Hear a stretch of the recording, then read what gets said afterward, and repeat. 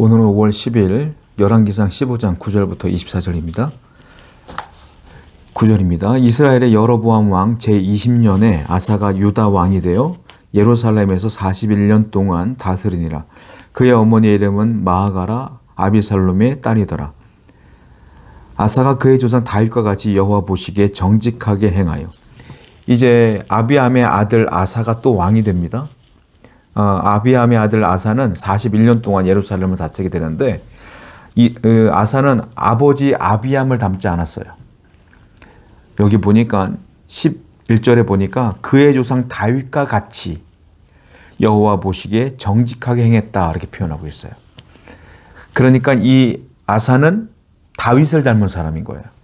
하나님이 흡족할 만한 왕이 드디어 탄생하게 된 것입니다.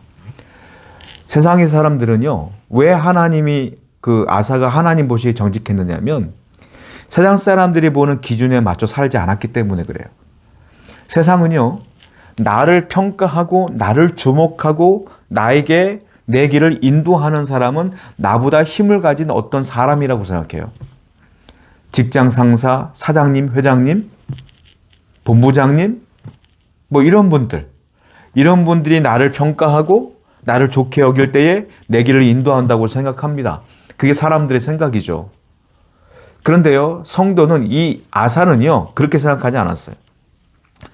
사람들이 나를 평가하는 것이 아니라 하나님이 나를 평가한다고 생각했기 때문에 인생 가는 길이 다른 거예요. 성도는 그래야 돼요. 사람이 나를 평가하는 것이 아니라 하나님이 나를 보시고 하나님이 나의 삶을 아시면서 나를 평가하시며 나를 인도한다. 이걸 굳건히 믿을 때에 우리의 삶이 세상으로가 아니라 하나님께로 나갈 수가 있는 것입니다. 아사왕은 그렇게 생각을 했어요. 하나님이 나를 보신다. 나를 인도하신다. 그랬기 때문에 그는 다윗의 삶을 본받기 시작한 것입니다. 우리도 마찬가지죠. 여러분 직장 생활하던 사업장을 운영하던 가정을 잘 돌보든 간에 여러분들의 인생 가운데 여러분들을 보고 계시는 분은 나보다 높은 어떤 사람이 아니라 그 위에 계신 하나님이셔요. 나를 인도하시는 분은 힘 있는 어떤 분이 아니라 그를 보고 계시는 그 위에 계시는 하나님이 나를 인도한다는 사실을 굳건히 믿으며 승리하시는 여러분에게 축원드립니다. 12절입니다. 남색하는 자를 그 땅에서 쫓아내고 그의 조상들이 지은 모든 우상을 없애고 또 그의 어머니 마아가가 혐오스러운 아세라상을 만들었으므로 태우의 위를 폐하고 그 우상을 찍어 기드론 시내가에 불살랐습니다. 이 아사왕은요, 하나님이 나를 본다고 생각했더니 이제 두려운 사람이 사람이 아닌 거예요.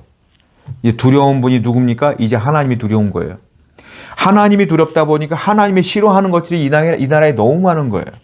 그 중에 하나가 남색하는 자가 너무 많은 겁니다. 이 땅에. 그래서 왕의 권위로, 왕의 권력으로 이제 종교 개혁을 시작합니다. 남색하는 자들을 예루살렘에서 이스라엘 땅에서 다 쫓아내버려요. 다 국에 추방합니다. 너희는 못 들어온다. 쫓아내버려요.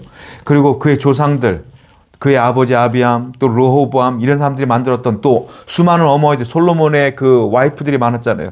그 만들었던 모든 우상들을 다 찍어버려요. 그리고 다 불살라버렸습니다. 그리고 심지어 어디까지 개혁하냐면 자신의 어머니, 태우죠.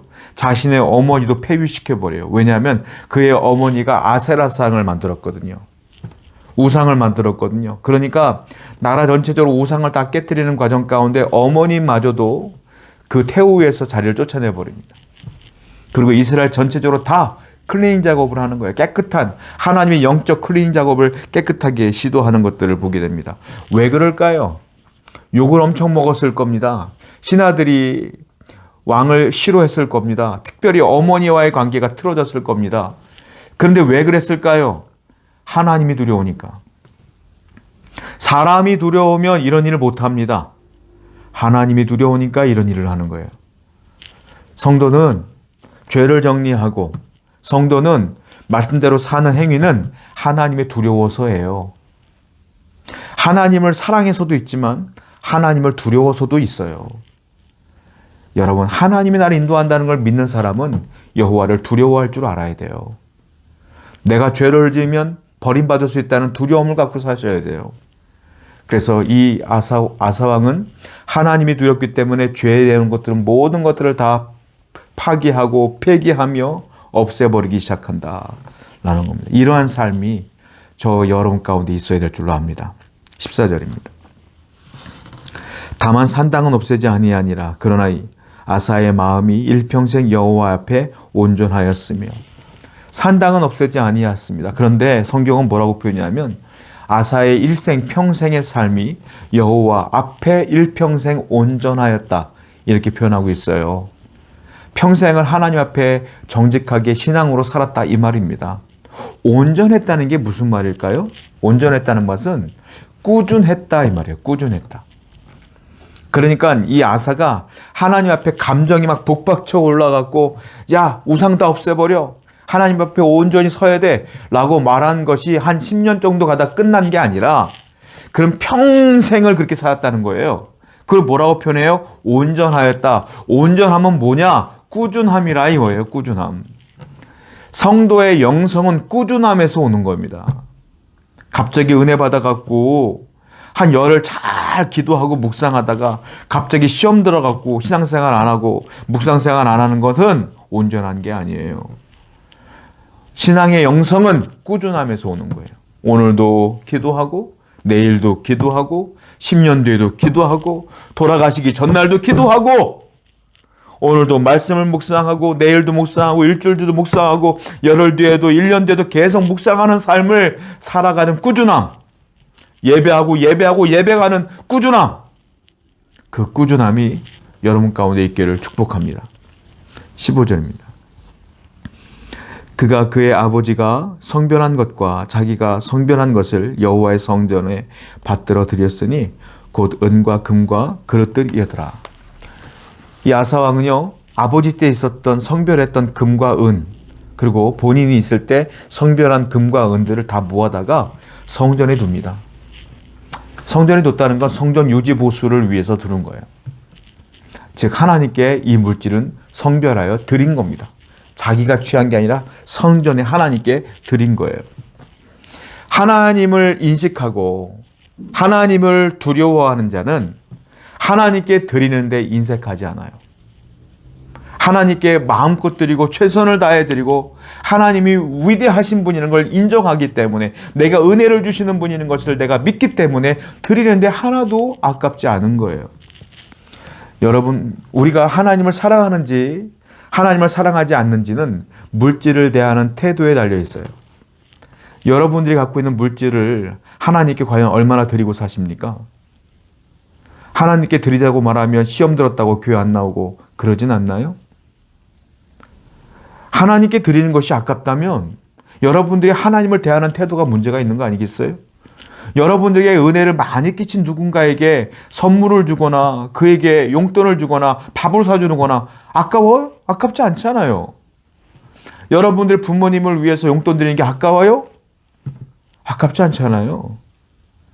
하나님이 내게 주신 것들이 얼마나 많은데, 여러분들이 지옥불에 갈 수밖에 없는 여러분들을 구원해 주셨는데, 여러분들이 힘들 때마다 기도할 때마다 아들아 딸아 내가 너와 함께하리라 늘 은혜를 주시면서 용기를 주시면서 위로해 주셨던 하나님, 문제가 생길 때마다 그 문제를 해결해 주신 하나님, 그 은혜가 얼마나 큰데 하나님께 드리는데 아까워요? 성도의 신앙은요, 하나님께 드리는 물질을 대하는 태도에 있어요.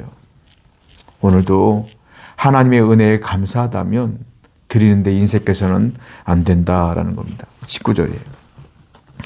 나와 당신 사이에 약조가 있고 내 아버지와 당신 아버지 사이에도 있었느니라. 내가 당신에게 은금 예물을 보냈으니 와서 이스라엘의 왕 바하사와 세운 약조를 깨뜨려서 그가 나를 떠나게 하라 하며. 북이스라엘이 강대해졌습니다. 아사왕은, 남유다의 왕이었던 아사왕은 이 북이스라엘 때문에 늘 골머리를 앓는 거예요. 그리고 위험에 처했어요. 그 북이스라엘의 왕은 바하사였는데요. 이 바하사 왕이 자꾸 침범하고 그러니까 너무 힘들어서 그가 그 아람 왕 벤하닷에게 도움을 요청합니다. 북이스라엘과의 관계를 끊고 나와 아버지와 당신의 아버지와 우리 아버지가 약조한 것, 당신과 내가 약조한 것을 지켜주시고 우리 좀 도와주세요라고 벤하닷을 의지하는 것을 보게 돼요. 아사 왕의 실수가 나오는데 이게 처음이자 마지막 실수죠. 어떤 실수일까요? 하나님을 끝까지 의지하지 못하고 급하니까 위기가 오니까 벤하닷이라고 하는 아람 왕을 의지하는 것을 보게 돼요. 이게 그에게 있었던 실수입니다. 여러분, 사람이 언제 실수를 하냐면 급할 때 실수를 해요. 문제가 갑자기 생길 때, 당황할 때, 내 힘으로 안 될 때 실수를 해요. 그때 어떤 실수를 하냐면 하나님 앞에 무릎이 먼저 나가는 것이 아니라 내 마음이 하나님께 나가는 것이 아니라 내 머리가 돌기 시작해. 그래서 누구를 만나야 되나? 어떻게 해결해야 되나? 이것이 어떻게 해결되나? 계속 머리로 생각하다가 결국은 사람을 의지하는 경우가 있다는 거예요. 급할 때일수록 기도하셔야 돼요. 여러분이 볼 땐 급한 문제지만 하나님이 보실 때는 그 문제가 급하지 않는다고 하면 여유 있게 하나님이 해결해 주실 거예요. 그런데 하나님 보실 때도 정말 급하다면 여러분들이 기도하자마자 해결될 수도 있는 거예요. 그러므로 우리는 어려울 때일수록 급할 때일수록 이 아사왕처럼 사람을 찾는 어리석음 실수를 범하지 아니하며 오직 그래도 하나님께 나아가는 여러분 되기를 축원드립니다. 기도하겠어요. 하나님 아버지 감사합니다. 하나님 앞에 아사왕처럼 온전하고도 꾸준하게 하나님께 나아가게 해주시고 급할 때일수록 하나님께 기도할 수 있는 성도 되게 해 주시옵소서. 예수님의 이름으로 기도드렸습니다. 아멘.